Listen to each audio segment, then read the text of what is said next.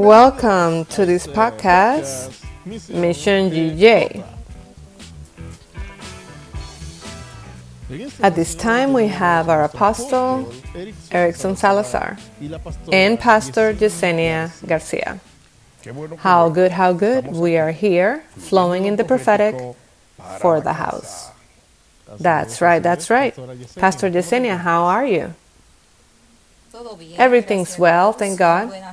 Good evening. I'm grateful for allowing me once again to be in this space. And we are happy and rejoicing to have you here also, keeping us company in this segment, in order to enjoy together with you the experiences that you have had in this ministry, in all the missions that truly it's quite a big portfolio that you've had. So in that same line, Pastor Yesenia, we would like to know one of the many experiences you've had, which one has impacted you the most? Tell us.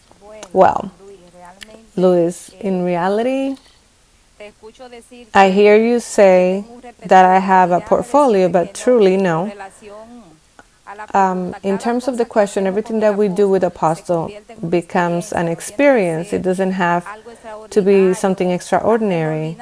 Even the ordinary, like a conversation over the phone, have a coffee, or accompanying him in any way, because you understand that Apostle is always teaching us, informing us.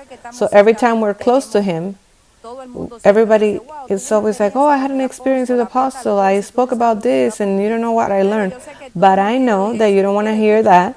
You want to hear an experience specifically. So let me share with you a specific experience that I remember clearly. Yeah, go ahead. The one that I remember, and I have in my memory, out of many, is a moment when I had to accompany Apostle to a viewing, a funeral. And I learned so much because I saw the handling Apostle had. It was a member of the ministry whose mother passed away. And I learned so much because when Apostle arrived there, I remember that the person that lost her family member was very affected, so much so that the family and the husband, they were all very worried because they didn't know what else to tell her, to console her. And Apostle, in the way that, it's characterizes him, whenever he arrives somewhere, he kind of takes ownership of the space. And, the minute that he was explained what was going on, he went to that person and spoke to that person, and everyone saw the authority and said, oh wow, nobody was able to calm her down. And this man comes, and we don't know what it was that he told her, but this woman now is eating, and she hadn't eaten in 2 days. Everybody was scared, but he was able to bring her home and have her, have some moment for herself. And, and I don't want to make this too long, but the husband, everything that happened in that place, and everything that, people asked him about, he will go to Apostle and ask him to help him. At the end, when the mission was over, I was joking and I said, Apostle, but truly you took that wake for yourself. And he was laughing, and I laugh every time I remember it. That's one of the many experiences that I can remember. Wow. You never know what people are going to bring up. I love it because, we needed to laugh. We needed to laugh. Wow. That's amazing, this experience. That was in the country, in the Dominican Republic, in Barahona. And we went to that mission to console and to support. That's what we do as a ministry. Here we're not only in the good times, but also in the bad times. In the time, where it's needed, we go cry with those who cry, and we rejoice with those who rejoice. And in that sense, we went to this place and we find that this person that is, from the ministry, it had been 2 days where she wasn't eating and nobody, could move her from next to the corpse. Nobody could remove her. I was even, concerned. And I went, and I, under the authority that is with me, because that you're handling yourself amongst your sheep. And I said, hey, everything good? Everything in order? She was like, yeah. And I said, what are you going to do? What are you going to do not eating? Come, let's go. And she said, no. And then I said, come with me. Come with me. Start walking. And, she and whatever operated in her said, we're going to go. And the miracle was that everybody was surprised when they saw her walking. And I took her, we got her in a car and we took her home. And everybody was like, wow. Because like I said, the the authority was there. And she is also somebody that is very authoritative, so nobody wanted to come near her. And it's powerful because truly, the demons, when the disciples came with Apollos, and the demons say, we know Paul, we know Jesus, but who are you? Who are you?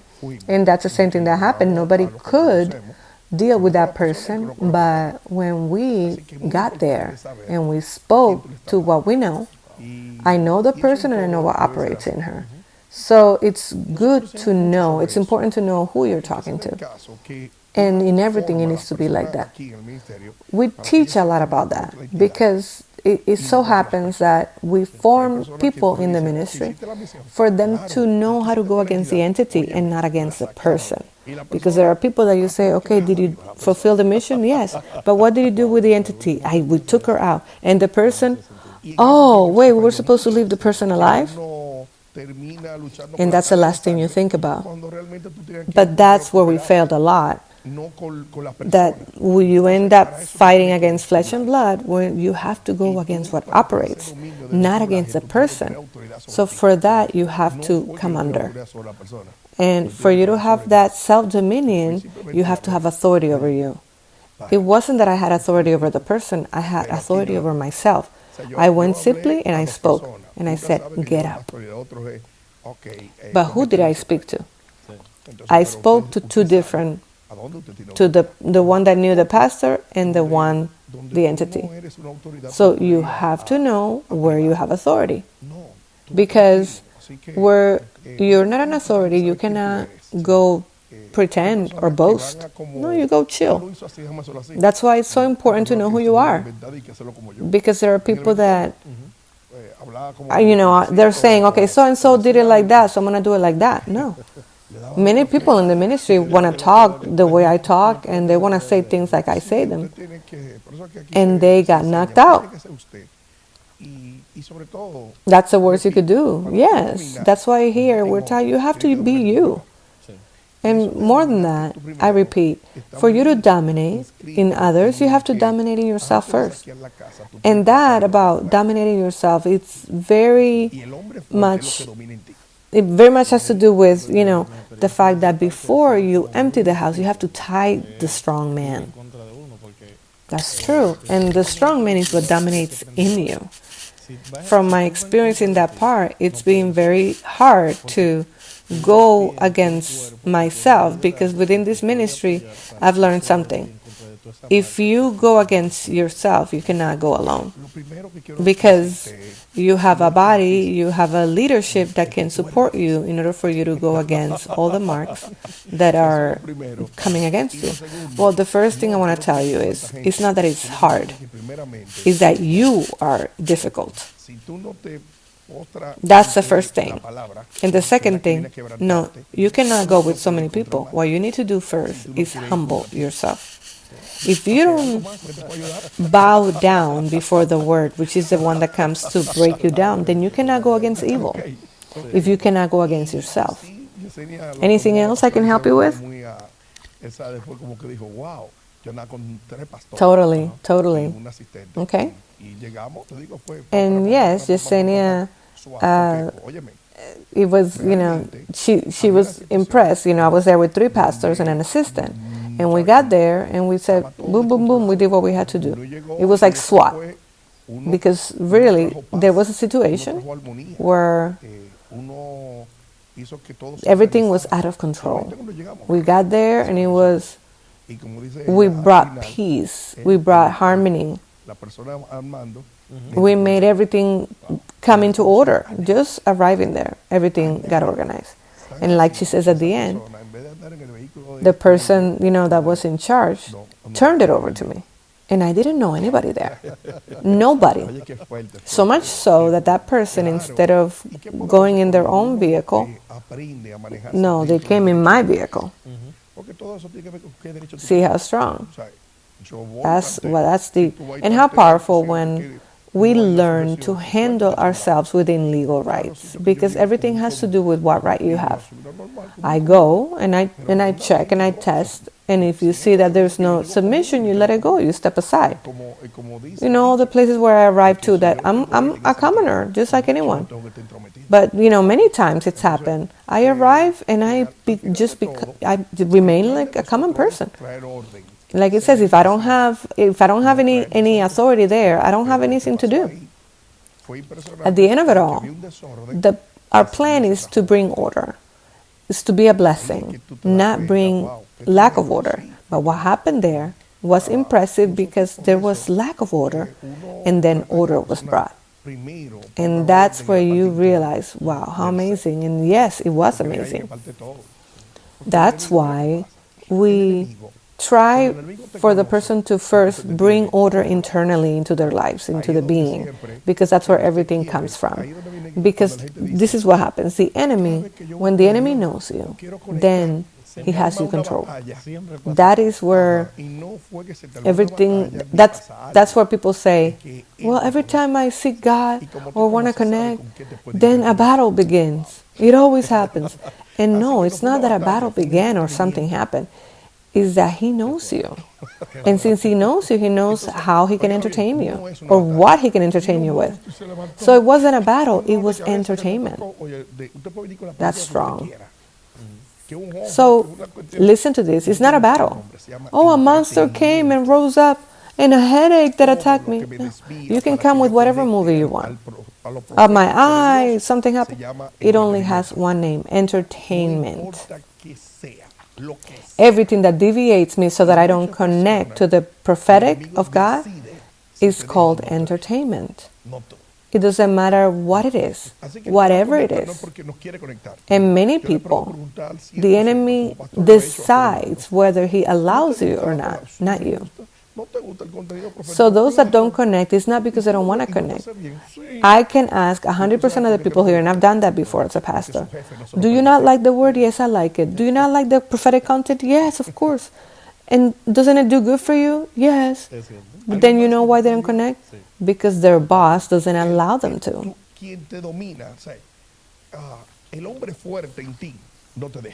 It's true. Anything else I can help you with?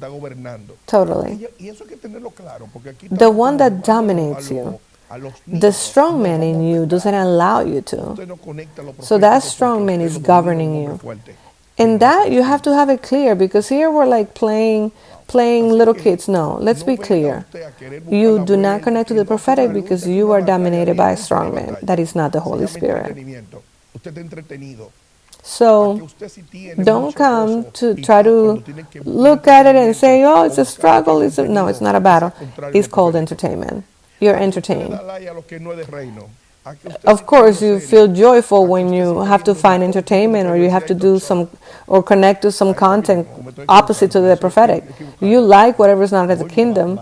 You're watching series. We're watching every kind of perversity in talk show. Is it okay? Am I wrong? No, you're good. That is why you're not allowed to even share the things of the kingdom. And sharing things of the kingdom is nothing more than evangelize, prophesize. It's saying, this is what we believe. We believe of the kingdom and not the junk of this world that takes us to to perdition, to condemnation. And that's it. Did you like that? You said that's it. Did you like it, or are you shutting me down? So, it's good when you see the results of that authority. And I'm going to tell you one thing. The result of that authority comes from only one thing, that the one that seeks in private is rewarded in public. That's where you know why you don't have results. Why don't you have results? Why? Because you don't seek in private. It's simple. See how simple? So people want the results that you have, but they don't want to seek in private. They don't want to connect. They don't want to share. They don't want to give life. They don't want to connect to the things of the kingdom, but they do want the promises of God. Oh, that's so good. They want God to change their husband, the kids, the children. Forgot to give them a job, an apartment, a car. But I'm not connecting to everything that is prophetic that comes to liberate the wealth that is in me. How many times have I had to repeat myself in so many years that the wealth of God, it doesn't come or fall on you, but that the wealth of God is liberated through the prophetic in us. This word comes to motivate you, to confront you. It comes to shake you up. It comes to just break everything down and say, listen, it's there. Let the prophetic arrive in your heart. Let the prophetic uproot. Let the prophetic reveal where the things are hidden, that which has you broken down and frozen and cornered, afraid, stressed out. That which has you like a person that is unbalanced with anxiety, depression. Hello. Simply because you fill yourself up with trash content and then you want to feel good things. Because you motivate your soul, but it doesn't enrich or strengthen your spirit. It corners you more, but it can liberate you, because the only thing that liberates is the prophetic. The Life Manual says that what the heart is full of, the mouth speaks. But those that are of God hear His word. There are many that are not of God, like me. It's good that you said that in public. God's going to free you. First step, acknowledging. No, undeniably, it is so. So we have to understand that this is not forcing. This malformation, religious malformation of shouting and saying this, it's like the impressionism, which I don't criticize it. I don't criticize it because, hello, every mission, everyone is responsible for the mission they were sent to. But I don't interfere. But I got to tell you, authority is not reflected in you shouting loud. And look, I speak loud, and I have charisma, even, very energetic. But that has nothing to do with authority. Authority, I repeat, is reflected in whom I depend on. You understand? It's who I depend on. That's where my authority comes from. It's not like you're macho man. Macho man has nothing, no sort of strength or credibility. Okay? The one that has credibility is the one that sends you. Who sends you? Ha ha ha. And you know what what God told Moses? Tell him, I am sends you. Oof. Wow. Tell him, I am. So when I arrived at the wake, you know what I said? I said, I am sends me. And everybody was like, what?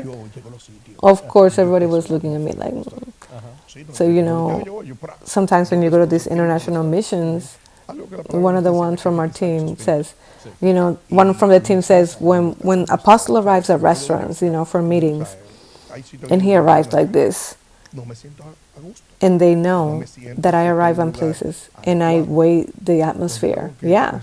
No, wherever I land, wherever I arrive, I'm checking. Something that the word tells us is to weigh the spirits. And you weigh where you are. Where am I? What's going on? Seeking direction. There's places where I say, no, let's go. I don't feel comfortable. I don't feel like I'm in a place that's adequate.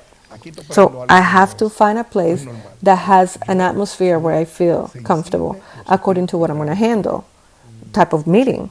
So how good when you have your spiritual sensors very fine-tuned, and that you can feel it even in your home. You could feel a different spirit in your home than the one that should be there, and you say, what's going on? Something is operating here. It's not normal. I am sensitive to the spirits that operate in my environment. Yes, they smell. The contrary spirits stink to me.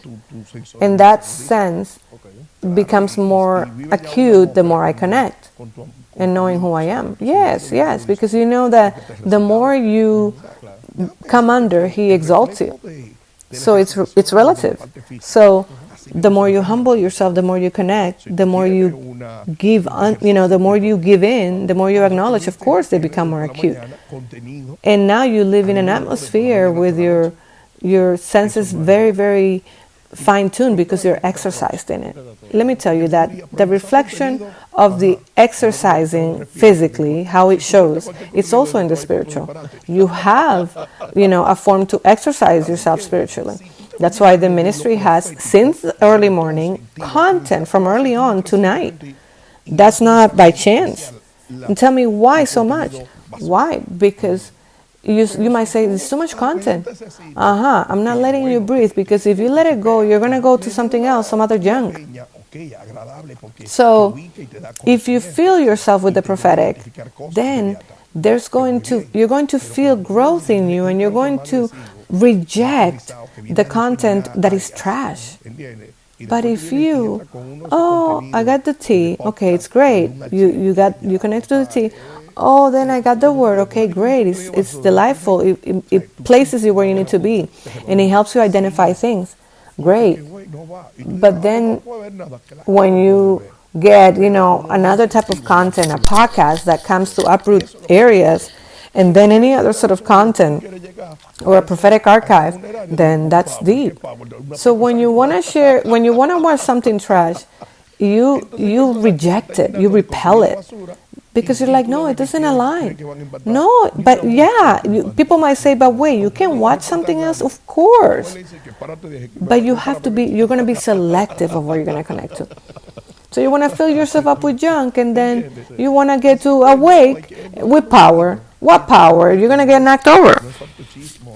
So there are people that are filling themselves with trash content, and you see them thinking that they're going to impact. No, not even a fly. Nobody's going to respect you.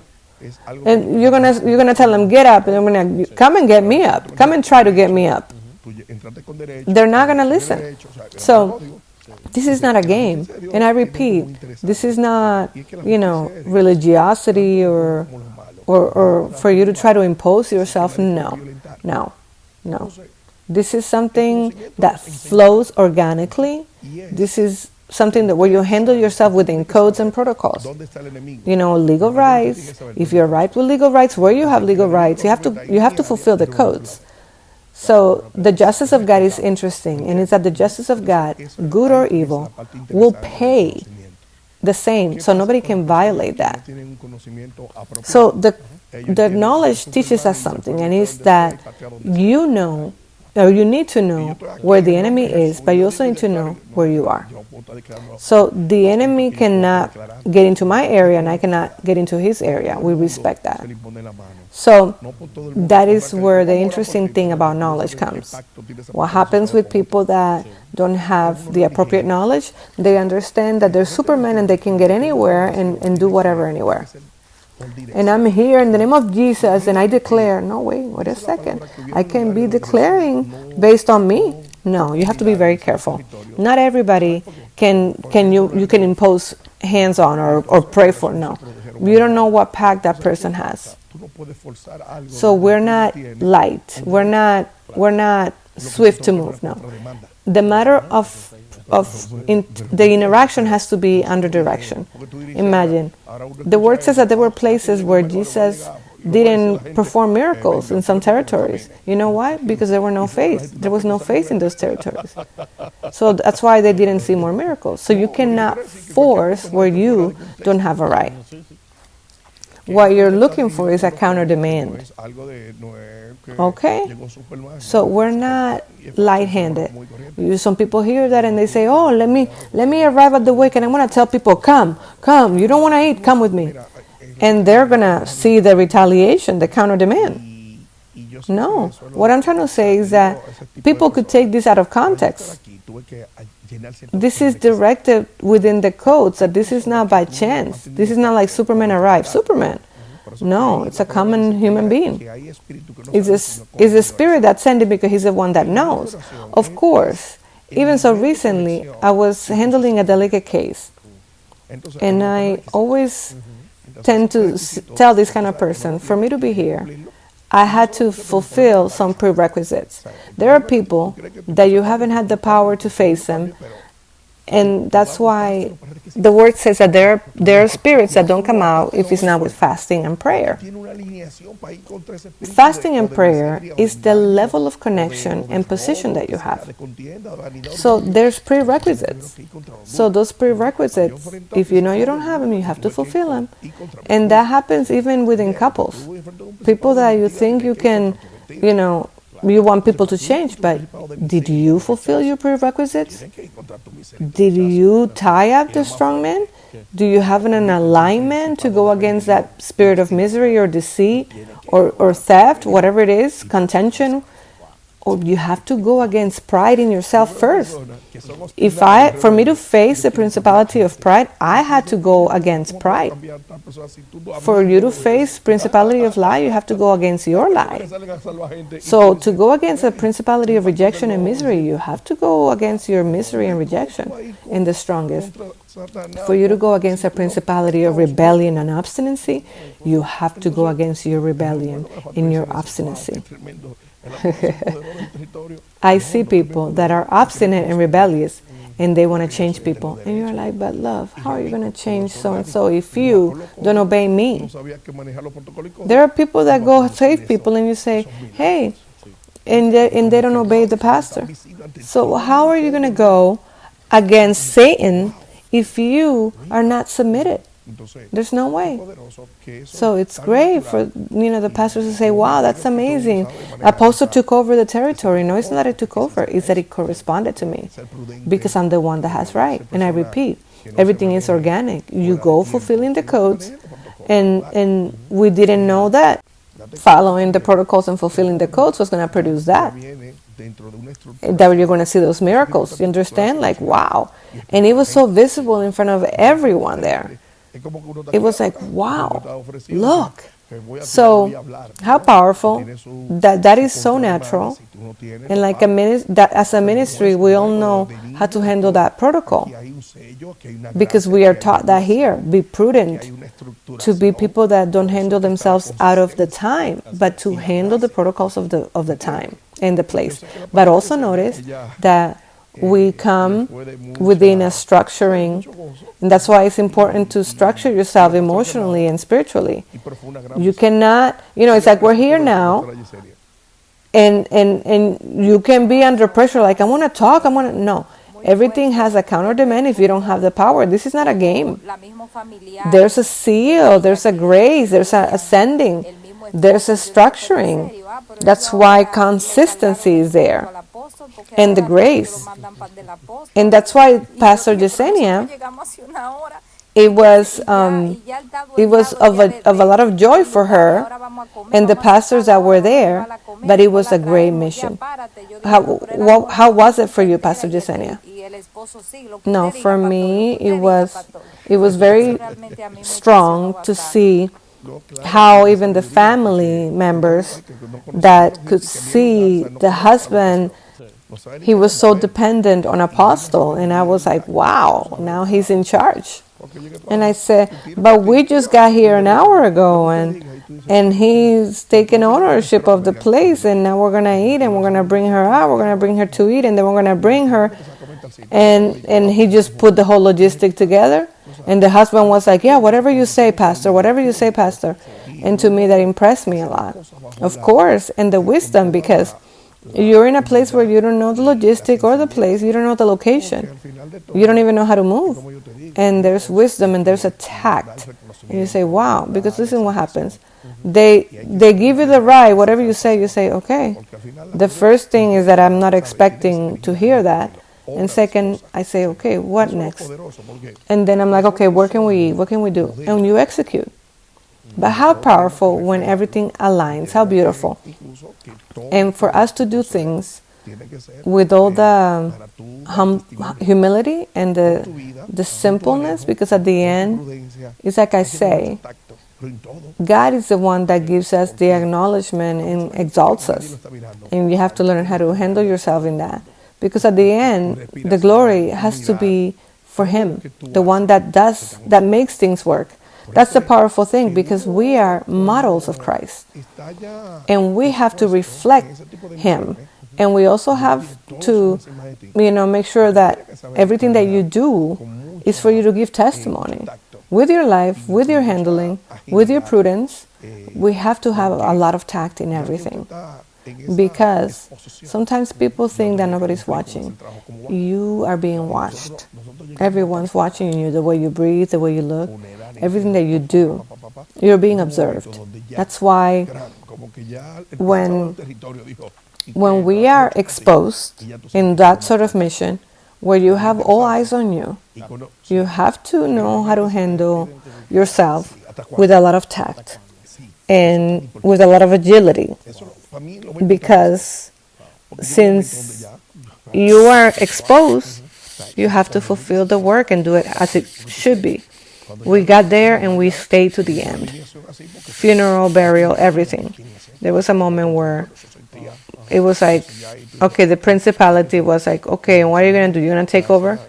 And I felt like, okay, this is as far as I can go. Yeah. So you also have to identify until what point. Yes, that is so important. To me, that's the most important thing, because there comes a point where you're like, okay, you did the work. And when that click happens, then that's it. You feel and you see the alignment. Then at the end, it's like, okay, who is this one? Why is he staying here so long? Why is he taking over? And then you say, okay, this is good enough. Okay, thank you, everybody. Great, take care. And they thank you, and then you did the work. You organized, you helped, you put everything in place, and everybody was consoled. Then that's it. Okay, it was great. We're here for you. We're going to keep serving you. We're going to go back. And yeah, we left everything. Everybody was, grateful, and we left back to the city. Even, the fact that we stopped when we needed to. From there on, because the matter of, funeral and burial, there's some codes there that there's like a gathering of entities. And within those that I had the right, we did what we had to do. But then, there's the rest of it. There's a transference, and we began to see that like a conjuring, and we were like, okay, let's allow them. We respect that. We did our part, and you continue with yours. Take care, and we left. Remember that, Pastor Yesenia? Yes, truly. That was a part very strong when I saw that. You told us, okay, you called us each, because we were in another vehicle, because you were with the person affected, and Pastor Lizette and I were in another vehicle, and you called us, and you told us, listen, it's time, come to my car, we're leaving. And I said, oh, what about this shift? And I kind of fell up in the air, because we thought we were going to keep going, and you said, no, the Spirit told me this is it. And that's where it was over. We left, and I didn't see the main person because of the crowd. And when I was like 10, 15 kilometers, then they called me. The person called me and they said, wow, thank you for your presence. Thank you for being with us. You can't imagine how much I thank what you did. I have no way to pay you for what you did for my family. And see how simple. And we left, pleased that we did the mission the way we needed to. But how interesting is to know until what point. And those that don't handle that sort of tact, they always, what they begin, and since you don't have that prudence, you ruin it. Wow, that's amazing. Wow, I didn't know that. There's a point to end, and if you pass that point, then there's counter demands. That's why it's important to understand something, that everything that God does, He does it well. And that's why the children can never do more than what we've been sent to do. That's why every child of God needs to allow themselves to be led by the Spirit, because the Spirit is the only one that guides us to all truth.